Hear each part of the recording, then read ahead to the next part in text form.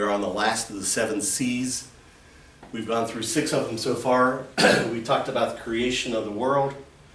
We talked about corruption because of the sin of Adam and Eve. We talked about catastrophes, Noah's flood. We talked about the confusion at the Tower of Babel when languages confused everybody and everybody went in different directions. We talked about Christ, how Christ was prophesied in the Old Testament, came in the New Testament for the reason of redeeming people. And that redemption occurred on the cross when Jesus Christ died on the cross and rose again. And the last one is consummation. You say, what is the word consummation? What does that mean? That means complete. Everything is complete. Everything is finished. One day God is going to complete everything in this world and bring it back to how it was at the very beginning, in perfect harmony, the term that we used at the beginning of the year, how he created everything in perfect harmony. And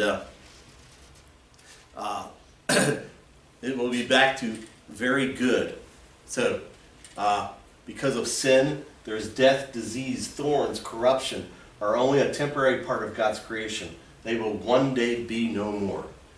The consummation is the ultimate goal or end, the completion. There will be one day, there will be no tears, there will be no pain and suffering, there will be no death, there will be no need for the sun, moon to provide light. The light is provided by God. There will be no more curse of the sin.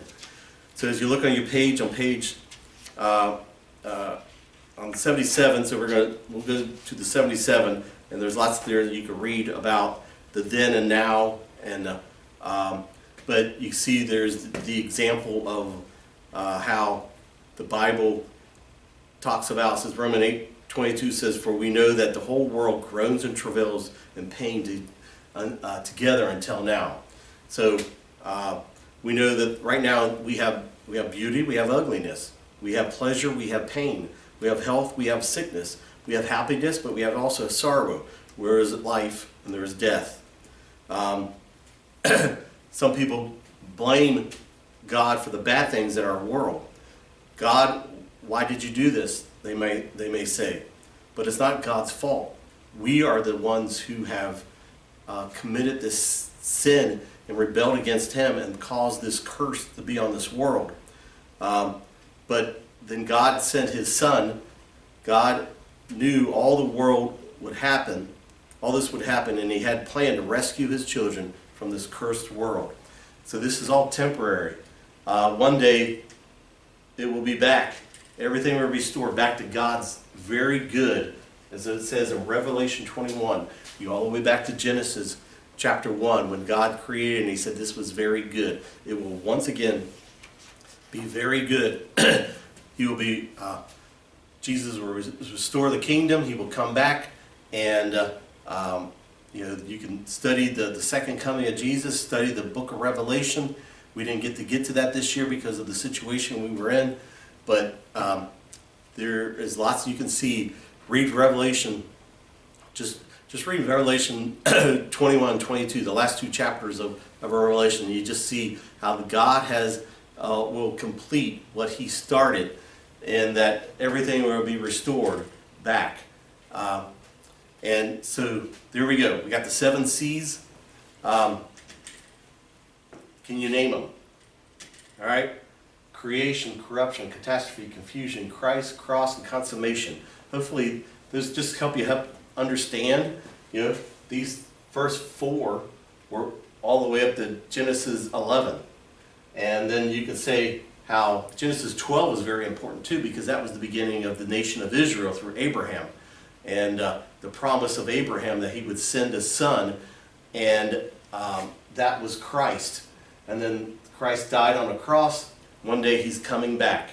Just as you see my bracelet, right? He came, he died, he arose, he ascended, he's coming back. And the conclusion of all this is the Bible is true, is the true book of the world. In the beginning, God created. Is all true. So can you name the 7? All right, I want to hear it. Creation, corruption, catastrophe, confusion, Christ, cross, and consummation. And Cool, where it goes through from answers in Genesis and where they explain all these in one little infographic. Remember we worked on infographics earlier in the year. This is an infographic of the 7 C's. There you go, from the Creation Museum. All right, God bless. The day of the Lord. It's a phrase in the Bible that religious people use, usually when talking about the end of the world. Yeah, things like Armageddon or the apocalypse. You might be familiar with this image of Jesus returning on a white horse. He's got a sword to bring final judgment. And everyone wants to know, how will it all go down? So a lot of these images come from the last book of the Bible, but to understand them, you have to go back to the first book. When the story begins, we watch God create an amazing world, and then he gives humans power to rule over it on his behalf. But the humans are tempted by this mysterious, unhuman character who offers them a promise. You could define good and evil on your own terms and put yourselves in God's place. Which is what they do. And the resulting stories are about the broken relationships and violence that results. Yeah, this promise creates huge problems. Now everyone has to protect themselves and fight for survival, and they're all using death as this weapon to gain power. It all leads to a story about the building of the city of Babylon. Or in Hebrew, Bavel. Everyone comes together to elevate themselves to the place of God. And God knows how devastating this could be. A whole culture redefining good and evil as if they are God. So God confuses their language and scatters them.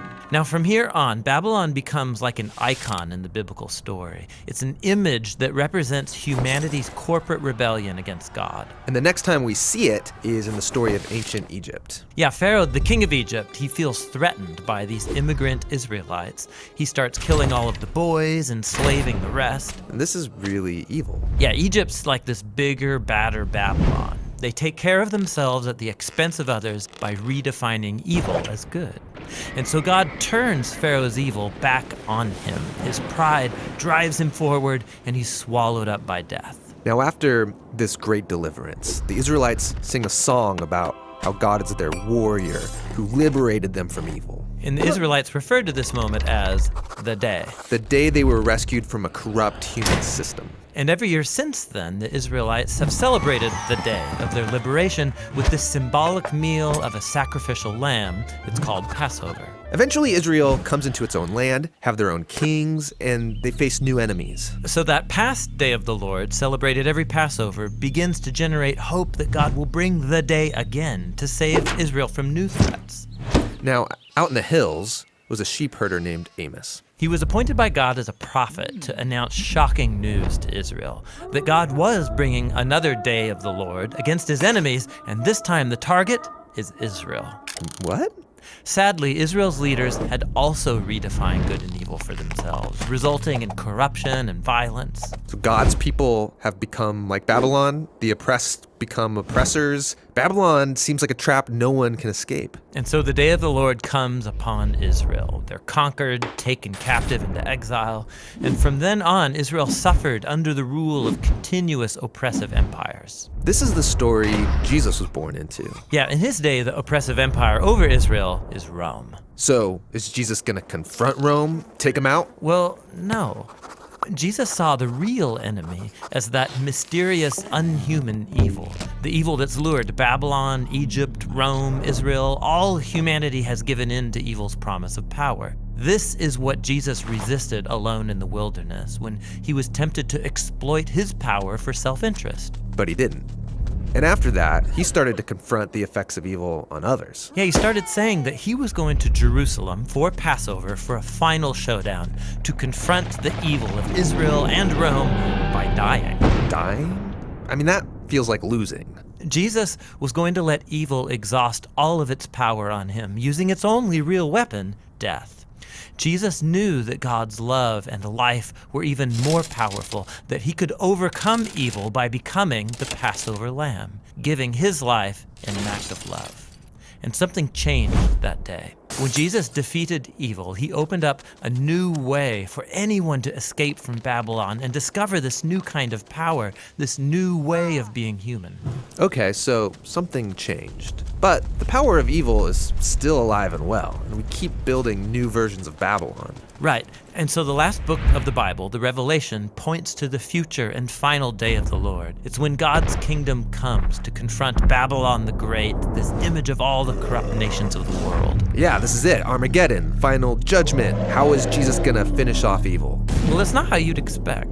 In the Revelation, the victorious Jesus is symbolized by a sacrificial bloody lamb. And then when Jesus does arrive in the end, riding his white horse to confront evil, he's bloody before the battle even starts. Pre-bloodied? That's a strange image. Yeah, it's because Jesus isn't out for our blood. Rather, he overcame with his blood when he died for his enemies. And the sword is in his mouth. It's a symbol of Jesus' authority to define good and evil and hold us accountable when he brings final justice once and for all.